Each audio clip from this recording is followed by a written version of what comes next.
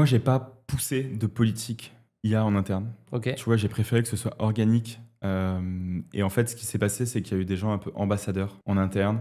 Pourquoi j'ai fait ça? Parce que, en fait, je pense que pousser les gens à utiliser pour utiliser, c'est pas forcément bénéfique. Je pense au contraire que si tu as des gens justement qui sont ambassadeurs et éduqués, qui maîtrisent ces sujets, en fait, eux, ils vont justement aller tirer ces sujets-là pour que on mette en place des choses en interne. Et en fait, c'est ce qui s'est passé. Et tu vois, donc aujourd'hui, tu as des outils comme Cursor qui sont utilisés. Évidemment, on utilise des Notion, des outils comme ça. C'est vrai qu'on sort de 24 mois, tu dis des ambassadeurs, pas utilisés pour utiliser. On sort de 24 mois où il y a plein de gens qui vendent la technologie pour la technologie.